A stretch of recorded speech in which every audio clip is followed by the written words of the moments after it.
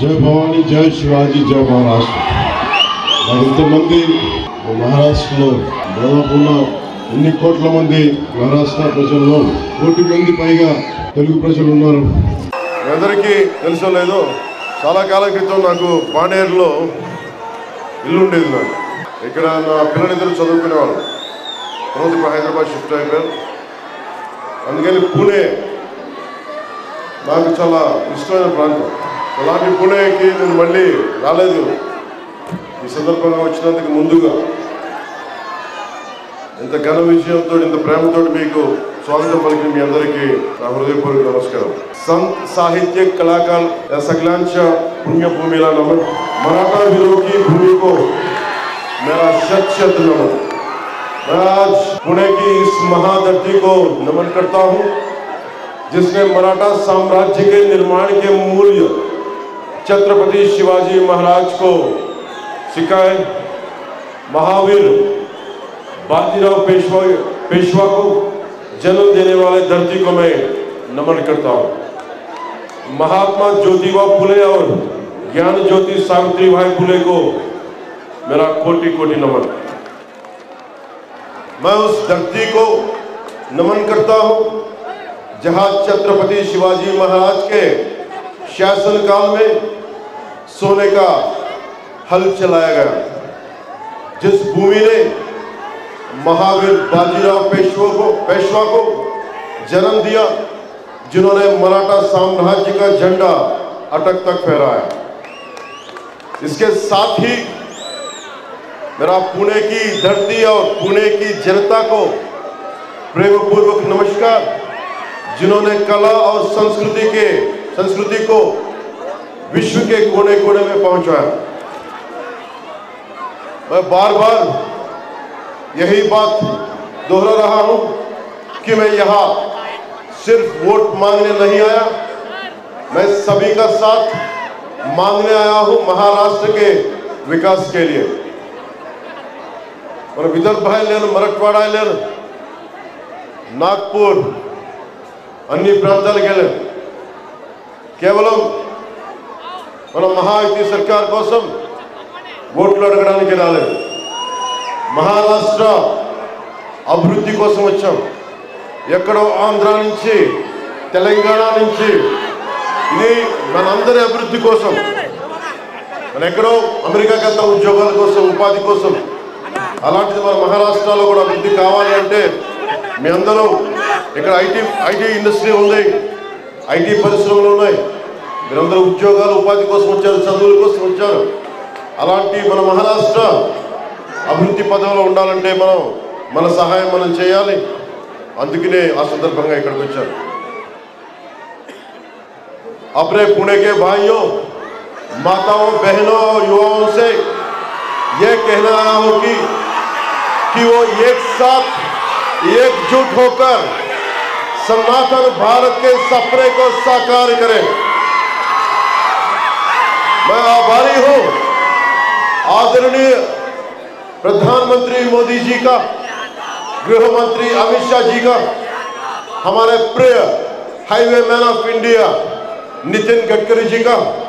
साथ ही मैं आभारी हूं महायुति सरकार के मुख्यमंत्री श्री एकनाथ शिंदे जी का, उप मुख्यमंत्री देवेंद्र फडणवीस जी का और एक उप मुख्यमंत्री अजीत पवार जी का। अभी मेरे साथ मंच पे उपस्थित सभी नायक को मैं नमस्कार करता हूं। पिछले 10 वर्षों में जितनी निष्ठा और संपूर्ण भाव से एनडीए सरकार ने भारत को दुनिया भर में सम्मान दिलाया है। गत 10 సంవత్సరాలుగా భారతదేశం నరేంద్ర మోదీ గారి నాయకత్వంలో ఎన్డీఏ నాయకత్వంలో ఎంత కష్టపడింది, ఎంత గొప్ప అద్భుతం సాధించింది మీ అందరికీ తెలుసు। ఎంత గౌరవం సంపాదించింది మీకు తెలుసు। विश्व की 5वीं अर्थव्यवस्था बनाया है और तीसरी अर्थव्यवस्था बनाने के प्रयास में लगी है। हमें इसे नहीं भूलना चाहिए। మనం 10వ స్థానంలో ఉన్న మన భారతదేశ ఆర్థిక వ్యవస్థ నరేంద్ర మోదీ గారి నాయకత్వంలో, సమర్థవంతమైన నాయకత్వంలో మనం 5వ స్థానం నుంచి मूडो स्थान की परिगणना। इसके लिए मैं आप महाराष्ट्र की जनता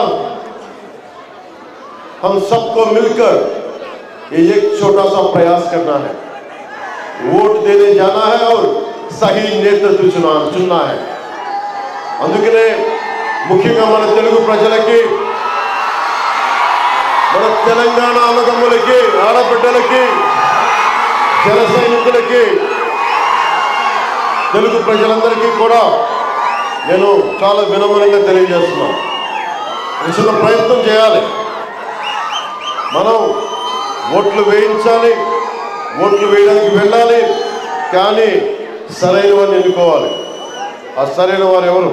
ऐसा नेतृत्व जो हमने आदरणीय प्रधानमंत्री मोदी जी में देखा, जो बिना थके बिना रुके इतने संघर्ष के बाद भी देश की सेवा में लगे हुए हैं, ऐसा ही शक्ति, ऐसा ही मार्गदर्शन हमें उन्नति की ओर ले जा सकता है. जब मैं दिनकर जी की, मी अंदर की తెలుసు కదా, రాష్ట్ర కవి గుంటూరు శేషేంద్ర గారు మన తెలుగు కవి, ఆయన ఎంత ఇష్టమో నాకు హిందీ రాష్ట్ర కవి రామధారి సింగ్ దినకర్ గారి కవిత కూడా నాకు చాలా ఇష్టం. పరశురామ్ కి ప్రతీక్ష.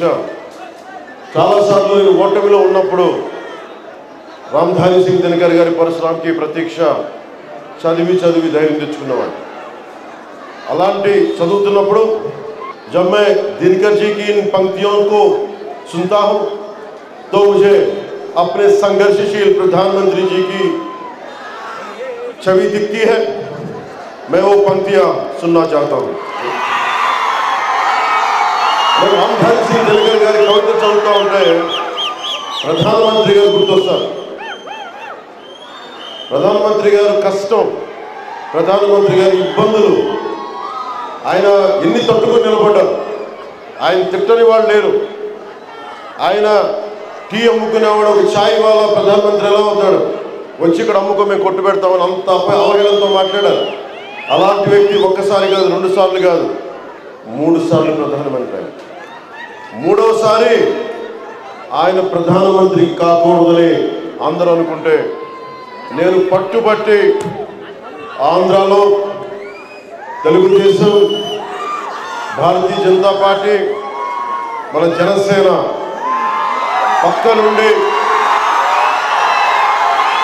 175 సీట్లకి, 25 పార్లమెంట్ సీట్లకి 93% స్ట్రైకింగ్ రేట్తో, జనసేన 100% స్ట్రైకింగ్ రేట్తో మనం విజయం సాధించాం. संघर्षशील प्रधानमंत्री जी की ही मैं छवि दिखती है. मैं वो पंक्तियां सुनना चाहता हूँ. वसुधा का नेता कौन हुआ, भूखंड विजेता कौन हुआ, जिसने ना कभी आराम किया, विघ्नों में रहकर नाम किया. वसुधा का नेता कौन हुआ, भूखंड विजेता कौन हुआ, जिसने ना कभी आराम किया, विघ्नों में रहकर नाम किया. అంటే ఈ కష్టాల్లో ఎదిగిన వ్యక్తి విశ్రాంతి తీసుకోవాలా, ఏవైనా తిట్టండి, అలా ఎదిగిన వ్యక్తి. तो ऐसे ही कभी आराम न करने वाले और विघ्नों में भी नाम करने वाले हमारे नेता आदरणीय प्रधानमंत्री नरेंद्र मोदी के साथ खड़े होने के लिए पुणे की जनता से आह्वान करने आया हूं. अपने वोट देने के अधिकार की शक्ति को पहचानो, घरों से निकलो, वोट करो और सही सरकार को चुनो, वो महायुक्ति सरकार को चुनो. మన ఓటు విలువ మీరు తెలుసుకోండి.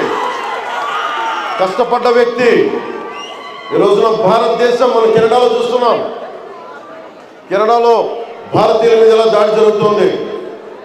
ఇది సనాతన ధర్మాన్ని పాటించే నేల.